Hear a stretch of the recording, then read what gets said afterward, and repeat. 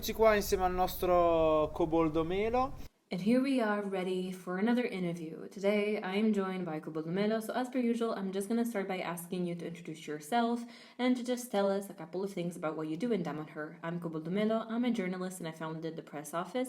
I've been living in Damanhur since 1985, so we're talking about the previous century, and I take care of politics, of different associations and the connections with different legal entities, both national, regional, and international. So all very boring things. But today we're going to make these very exciting topics. So let's start from a word.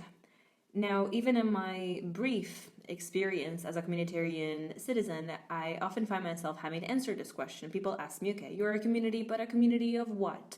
A community, a religious one, maybe a spiritual one. So the word community creates lots of different questions. It maybe also creates expectations and doubts, and sometimes it also generates a little bit of fear. Oh my God, they're a community. But so, Coboldo, what does community mean in a more general sense, but also in a specific case of Damanhur? So the reality of Damanhur, what do we mean with it? What did Falco mean with it? What does the popolo of Damanhur mean with the word community?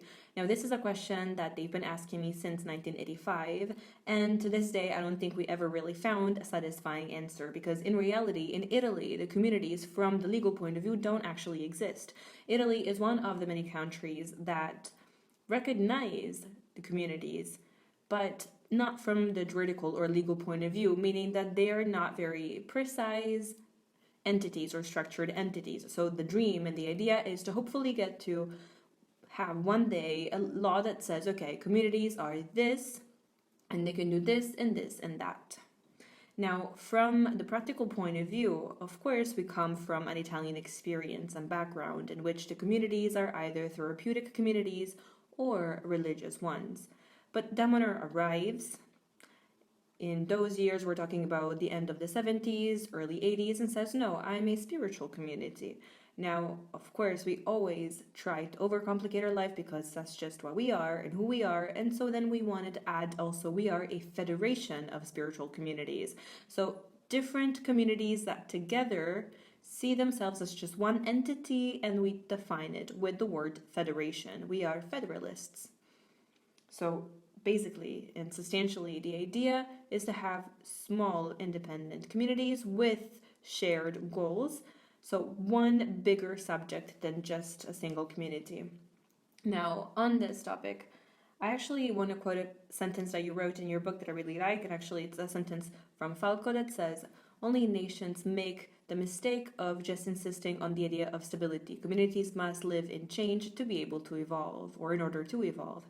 Now, I think that, well, with you, we also mentioned this in another interview. Now more than ever, the world sees a moment of crisis. Our society is transforming itself, but the nations as a concept, as an idea, maybe they're dated now. Maybe they, of course, exist, but they are no longer as modern or even sustainable, especially because the world is just evolving incredibly fast. And so the community instead, they move in change, they try to evolve, they try to maintain themselves in this type of flow of constant innovation. So what do you think about it? Also, today, is this one of the solutions that could replace nations? Communities, as we were saying, and we used to talk about this with Falco a lot, they are creatures that are born in a specific moment of time and then they grow. And they're just like a physical person. Now that means that they change and they evolve. It's physiological. Change is always physiological if a creature grows. Now, usually this tends to happen. There's an analogy with peoples here. The people that have a constant in history and through history, they too, so to say, have the problem of having to adapt to the moment. The nation, which is a technical concept, it defines a situation that doesn't really exist. It has its very rigid structure because, of course, it needs to have it. It needs to be able to support itself and to do so regardless of what happens to its citizens or regardless of what its citizens think. Now, there is a separation between the idea of people, so citizens, and physical people, and then nations. So from this point of view, Damanhur takes this concept, which is a philosophical one, and says, no, we are a community, so a creature that evolves. But actually, we have the opposite problem. If we don't evolve, which is a very big, big word, And then we also have to see what you put inside of that word as a meaning. But if we don't change based and depending on how we change and how the world changes around us, then we become a rigid subject. But rigidity for a small group is an incredibly dangerous thing because it means that the facts around you sooner or later are going to just break you, or even worse, they're going to empty you of all of your contents, meaning all of your goals and dreams and characteristics. And this is why change is incredibly important and vital, not just to progress, which means to keep going and to add more people, but also to be inside of the world and its changes. Now, careful here, changes in all meanings of the word, so positive and negative. So what happens always needs to be lived and interpreted. And if you are a subject that's alive, you have to adequate. So either way, you're going to change for the better, for the worse. This is the idea that Falco used to have of change, and I've always shared it too. And this actually makes it incredibly difficult to write a book about and on Damanhur. And I saw that in your book you tried through the different chapters to, the book is The Many Faces of Crystal Damanhur. So, of course, as the name suggests, a very complex and rich reality with many different sectors and fields. So through the chapters you tried to explore all of them. If today you had to take a picture of Damanhur, which elements would you maybe underline just to help people understand what Damanhur is today? Well, I actually don't think I understand exactly what Damanhur is today. What I understand is that it is in another moment of change. It is undergoing this other moment of change. It is the moment in which Damanhur is learning to adapt to what is happening in the world, but not just that, to especially learning to adapt to what is happening inside of itself. It's a classic crisis when the founder, inspirer, in our case, Falco Tarassaco, is no longer here, so passes away. There's always a moment of change. It's physiological, inevitable. It has happened to everyone around the world and all the communities. So how can a community overcome such a meaningful and important change? Well, there's two options here. Everything goes bad, and we don't change, alter ourselves. We don't also include other types of visions, and thus we implode. From the practical point of view means that we age and we always stay the same. We mummify basically ourselves and we're just going to disappear. It's just a matter of time. Now, the change with a positive outcome, it means that it's us, this is an experience, and now we're going to go through this practical and organizational change because we also grew through this situation that, of course, it's sad in some ways, but for other things, it's a great opportunity for change, and thus we evolve, we adequate to situations, and we're just able to jump forward. Basically, from a teen, we become adults. Now, in our case, our reality is already over 40 years old, so we're already adults, but it's still a change, philosophical, psychological, practical change. Now, something that maybe I'd like to explore with you, and first of all, thank you, is the one of the peoples, but especially the popolo or people of Damanhur. So how did Damanhur become a popolo, a spiritual people? We call it popolo. So you talk about this in the book, but how did this happen, and what does it mean today? Well, it's part of the many changes. I think that it had already been designed by Falco, maybe also by the first founders. So the idea of first being a group, then an organized group, meaning a community structured in some ways, even if not a very rigid structure, and then a community that then becomes an ensemble of people that share the same ideals. So a concept that stays in between the community and movement, both national and international. Now, this of course was a little bit too complicated to foresee, but already in the mid-80s we were thinking about an international movement. So combining, keeping together, involving people with different nationalities as well as different cultures that still share at least some important and meaningful ideals, spiritual and philosophical concepts about life, about the human species, and many other things, all the founding elements of Damanhur. Now, this means that you necessarily have to make a jump in terms of logic, because it's no longer just you as a group of people that all know each other, people that were able to share very practical and humane things as well as spiritual and philosophical ones throughout the year. So it's no longer just you, it's about having this group that now says, okay, it was wonderful, but let's now add more people, and who knows how they think, who knows if they're gonna share my own visions, but anyways, they're always gonna force you to live new experiences, and thus they're gonna help you open your mind and add a lot of complexity, of course, because that's always a consequence of it, not just the complexity of adding new languages,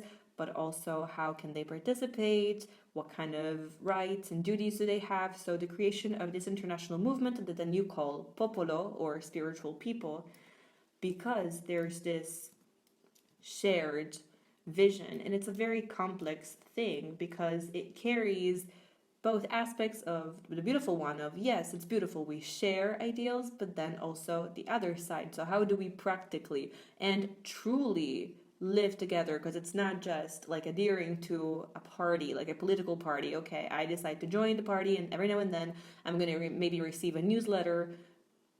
So more than this. And I think that it's still not exactly clear because it's still an ongoing research. We're still actually designing it. What's clear is the dream behind it, the idea and what we want to achieve. Being this international movement, of course, we also have a very clear idea of what our goals are, our principles are, and the ones that are shared by everyone. What's still unclear, or what still needs to be better defined, is how to practically design all of this. The concept of Damanhur is to combine the action, but then that needs to be translated into something. What do I do? What are the actions I make? From the philosophical point of view, actions that then have a practical consequence from the social and political point of view. We are building it, we are still designing it. It's a very big challenge, but it's also a big, big dream that it's finally starting to come true. You also talked about founding principles, philosophy. So what is the philosophy of Damanhur? What are the most important principles also of the mission of Damanhur? So the principles of this philosophy of this people, and what is the direction? So start from the idea that the human genre has its own characteristics. Now, every human being in some ways reflects the general concepts of the species. How can you put this condition together? The way I am, the way I feel, my experience, my memory, my small amount of knowledge compared to the bigger context that surrounds me, my true nature. What is it of a single individual human being? Maybe it's more than that. So from this, you then start by saying, as Damanhur, I put the human being at the center and its divine nature, so its connection with something that culturally speaking we define as divine, so bigger than the individual singular person. There's something more around us that has a so-called divine nature, Italian word, but anyways also used around the world. How do I reconnect? How do I combine these pieces together? And why would I need to do this? Now, the concept of Damanhur is a fairly simple one from this point of view. Yes, there is a lot more around us. There's not just the small consciousness that lives inside of a singular body, but the situation improves, meaning that it expands if the people together are able to share it. And this is why it's so important to have the concept of a community also from a spiritual point of view, because it puts together lots of different consciousnesses and awarenesses, and you just make a bigger one. It's like saying together, it's like putting together in the same container that I define Damanhurian spirituality or spiritual people. In this big container, I put together lots of different consciousness, and they remain, of course, their own thing because the individual is always at the center, but they are also aware that they're part of this bigger container that contains a lot. The famous example of you have to be aware that you're a drop in the sea, but the sea is also made of all of these drops, which is, of course, an effort because it means everything and nothing at the same time. But so is the rest of philosophy. It's a beautiful principle, but then how do you live it? Damanhur is an experience, both spiritual and social, that in some ways brings you there, it leads you there to mature this aspect. Sometimes in the good way, so it's all very fluid and loving and pleasant. Sometimes it's less pleasant, having to also experience contrast and embrace different opinions. But if we use all of this to develop this maturity, this knowledge of still being together, part of something bigger, then we can get closer to the concept of divine, which is not pacific and it's not peaceful, and it's not the description of, let's say, the religious description of God that's perfect and everywhere, and it's also unreachable. Damanhur has a different idea. The divinity or the divinities, so the divine expressions, they too are constantly evolving. And so, just like their perfections and imperfections, they're not the model to pursuit, but rather an example of situation that can be recreated but can always be improved. Now, with this type of awareness, your goals, they shift, they move, and the level continues to rise so as to continuously conquer extra pieces of awareness. Now, collectively speaking, this has the possibility of just allowing us to make very important steps forward compared to the ones that we would make basically by ourselves. If I run alone, it's one thing. If I run together with a team, of course, it's going to be more challenging, but it's also going to give me a lot more. I think that maybe this is also the core of the communitarian experience. So trying in some ways, and in the book you also mention how Falco talks about the archetype and recreating this archetype, this experience, that of course also makes this entire process of evolution a lot faster. Yes, so this is the history of a human genre that throughout the different millennia decides to isolate itself more and more. So the individuals that are more focused on themselves because surrounding situations, they lead people to do this because knowledge is lost and the matter prevails. I am a person with many flaws and problems, but I'm a person and I only take care and focus on my problems, and that's it. Now, this tends to happen through the different millennia. It's almost like a cycle, a vital cycle, and in some ways it becomes a challenge of the human species.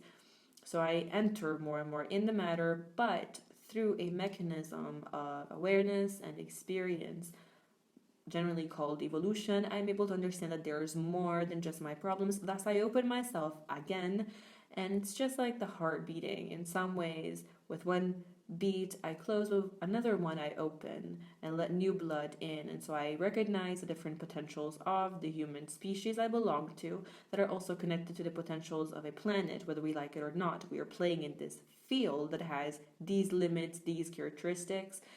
And we play this game also with other intelligences. And they're not just the human ones, which is already complicated, as we saw. We are complex creatures, but we're not the only ones. So it's also having to deal with other intelligences, which means that you have to deal and work with a plant world that has its own way of living and interacting with the planet, or the animal world, or maybe the world that the eyes can't really see but still exists. And so, how can I interact with all of these things, with all of these different realities? How can I think that life even exists beyond this planet when they told me that life is just here? There's no one but us. Now, of course, we are learning to change this. There's new hypotheses, and there's even a hypothesis of thousands of planets inhabited by intelligent creatures. So a few steps forward compared to maybe just even 30 years ago.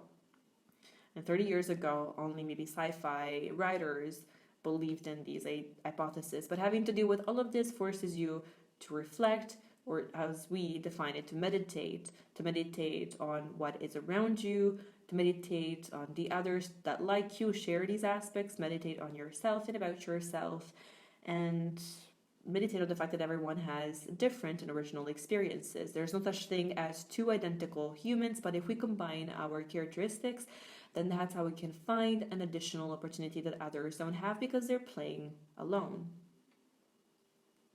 Which is also maybe the modern tendency. Even if I have to say, at least this is what I think, and I want to see and hear your point of view, it seems that everything that is happening around us is actually leading us more and more towards experiences that maybe also force us to create groups or to apply principles like solidarity, or anyways look for groups, human groups. These crises that we are going through on a global level, maybe in terms of key to solve them, they could all share the same key, which is this group. So, a moment of difficulties, you might feel that the only way to get through this difficult moment is to rely on the others. Maybe this too is physiological. We are all inside of these conditions. We are all the consequences of our choices, of our actions.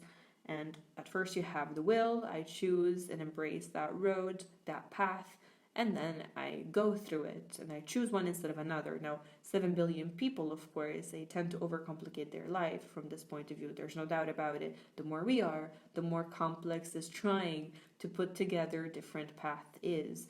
The different paths of all the different peoples, or the choices of nations, or individual choices. But we are what we've decided to be, even if we partially realize it or we don't even realize it at all. We always have this beating, and it opens but it also closes. It means that everyone thinks about themselves and the matter prevails. And if in this case the matter prevails, well, the conflict is inevitable because everyone wants something that someone else has. So these types of situations, if the moment of opening prevails, then it means that in the face of difficulties, then we connect. And then we have the concept of solidarity, exchanging knowledge and experiences. If someone shares, exchanges, if a people does it, it doesn't create war. There's no need to use violence in that case, because instead it uses meetings and sharings and exchanges.